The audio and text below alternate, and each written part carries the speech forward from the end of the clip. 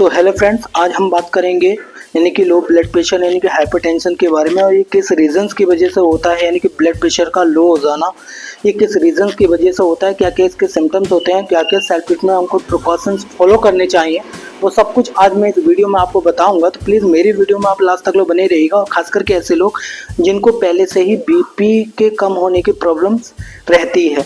तो myself Saurabh Saxena as a general physician. अगर आप मेरे यूट्यूब चैनल पर नए हैं तो please subscribe my channel Mahalakshmi primary health care. तो बात करते हैं हाइपोटेंशन के बारे में। तो low blood pressure is called hypotension when occur the force of blood pushing against the walls of arteries like के शुड बी और नॉट। जो कि एक ब्लड प्रेशर की अगर मैं बात करूँ तो लो ब्लड प्रेशर को हम क्या बोलते हैं, हाइपोटेंशन बोलते हैं। जो कि आर्टरीज की जो वॉल को पुश करती है, वो जो कि नीचे का ब्लड प्रेशर होना चाहिए वो चीज़ नहीं रहती है। अब वो किस रीजंस की वजह से रहता है तो वो मैं आपको बताऊंगा। जैसा कि अगर मैं सर्कुलेटरी की आपको बात करूँ तो हार्ट के अंदर इनके 4 चैम्बर्स होते हैं, और उस जिसमें कि ब्लड फ्लो होता है, आर्टरीज होती है और वेन्स होता है। जैसे कि it's carry to blood deoxygenated कौन सा जनरेट होता है, वो वेन्स जनरेट करती हैं, और जो है ऑक्सीजनेटेड ब्लड जो हार्ट से होकर आता है वो हमारी आर्टरीज के थ्रू यानी कि पूरी बॉडी को ऑक्सीजन देता है। तो इसी को जैसे कि हार्ट का कॉन्ट्रैक्शन और रिलैक्सेशन का होता है। तो एक डायस्टोलिक और एक सिस्टोलिक होता है जो ऊपर, बट हम मोर देन 65 मोर देन की बात कर रहे हैं। तो उससे अगर नीचे ब्लड फ्लो रहता है तो उसी की वजह से क्या होता है कि हमको हाइपरटेंशन की समस्या रहती है। और वो किस रीजंस की वजह से होता है, अब मैं रीजंस आपको बताऊंगा। तो सबसे पहले इसका रीजंस होता है मेडिकेशंस, यानी कि अगर आपका कोई सा भी ट्रीटमेंट चल रहा है, फिर किसी भी लंग्स का या फिर ऐसी कोई क्रोनिक डिजीज का अगर आपका ट्रीटमेंट चलता है, तो मेडिकेशंस के दौरान भी क्या होता है कि हमारा बीपी यानी कि घट जाता है, जिसको हम हाइपोटेंशन बोलते हैं, लो ब्लड प्रेशर। और दूसरा रीजन होता है हार्ट्स की अगर कोई प्रॉब्लम्स अगर रहती है, जैसे कि अभी हाल फिलहाल में आपको हार्ट्स की कोई प्रॉब्लम्स रही है, तो ये रीजंस भी क्या होता है कि हमारा हाइपोटेंशन यानी कि लो ब्लड प्रेशर का रहता है। और तीसरा होता है प्रेगनेंसी के दौरान भी हमको ये रीजन देखने के लिए मिलता है। चौथा है न्यूट्रिशन डिफिशियंसी की वजह से भी, यानी कि प्रॉपर डाइट ना लेने की वजह से भी क्या होता है, जैसे कि carbohydrate, protein, fats, fibre, minerals जो ये हमारी बॉडी को चलाती हैं, इंटरनली ऑर्गन्स को हमारे जिंदा रखने के लिए काम में आती है, वो एक प्रॉपरली न्यूट्रिशन को ना फॉलो करना भी क्या इस रीजन की वजह से भी ब्लड प्रेशर का यानी कि घटना, जिसको हम हाइपोटेंशन बोलते हैं, ये रीजन भी रहता है। और एक इसका रहता है डिहाइड्रेशन, यानी कि किसी भी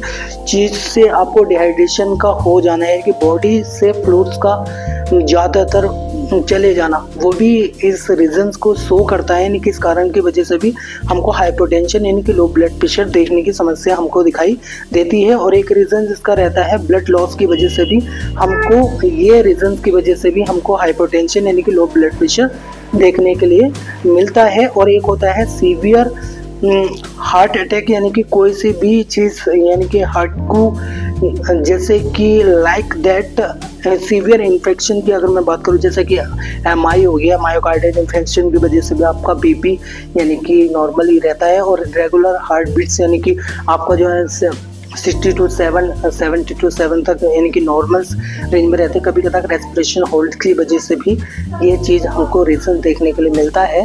तो ये काफ़ी सारे रीज़न थे जो अभी आपको मैंने बताया। अब मैं इसके कुछ सिम्टम्स आपको बता रहा हूँ कि इस कंडीशन में आपको क्या क्या रहता है। तो सबसे पहले आपको हेडेक इसके अंदर देखने के लिए मिलेगा, यानी कि सर के अंदर काफ़ी दर्द देखने के लिए मिलता है। और दूसरी चीज़ आपको एब्डोमेन पेन यानी कि पेट के अंदर भी आपको दर्द देखने के लिए मिलता है। फिर गट हेल्थ की प्रॉब्लम्स की वजह से भी आपको जो है हाइपोटेंशन की प्रॉब्लम्स रहती है। और एक होता है इसका बिहाइंड ऑफ द स्किन, यानी कि पेल स्किन की अगर मैं बात करूँ तो आपका स्किन का कलर जो क्या होता है कि वो पेल हो जाता है। तो ये रीजन।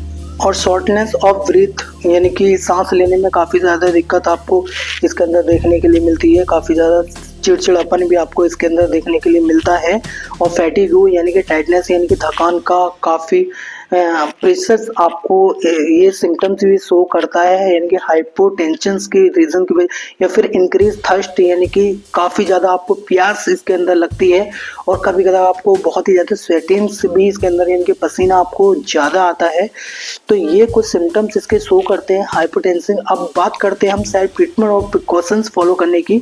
तो आपको अगर पहले से ही ये सिम्टम्स या फिर इस रीज़न की वजह से हो रहा है तो मैं आपको रिकमेंडेशन करूँगा ओनली फॉर द डॉक्टर्स, यानी कि एज ए जनरल फिजिशियन फिर कार्डियोलॉजिस्ट को आपको दिखाना चाहिए, ताकि उसी के प्रेस्क्रिप्शन को देखकर आपको उसके ट्रीटमेंट्स को फॉलो करना चाहिए। अदरवाइज अगर आपको ये सिम्टम्स अभी से ही हुआ है और हाइपरटेंशन यानी कि ब्लड प्रेशर कभी कदा इस रीजन के जैसे कि डाइजेशन, आपको लूज मोशन हो गए, उसकी वजह से हमारी बॉडी के अंदर क्या होता है कि इलेक्ट्रोलाइट का इम्बैलेंस हो जाता, तो उसमें कंडीशन में आप क्या करें, तो सेल्फ ट्रीटमेंट के तौर पर इलेक्ट्रॉल्स आप पाउडर से ले सकते हैं, फिर कोई सेनाजिन के टैबलेट्स आप 10 mg 20 mg 75 mg इस तरीके से आती है, वो सेल्फ ट्रीटमेंट के तौर पर आप ले सकते हैं। कोई भी मल्टीविटामिन्स या फिर मिनरल्स जैसे कि मल्टीविटामिन्स आते हैं सैचेट, जैसे न्यूरोकाइन गोल्ड के सैचेट आप सेल्फ ट्रीटमेंट के तौर पर ले सकते हैं। तो ये कुछ सेल्फ ट्रीटमेंट था जो अभी आपको मैंने बताया। अदरवाइज रिकमेंडेशन करूँगा only for doctor consultation as a cardiologist, as a general physician. After that he will decide that what to do, what not to do. So I hope you have understood my videos about that the hypotension as a low blood pressure is called. तो friends मिलते हैं next topic पे और next disease के साथ, and then take care, bye bye friends.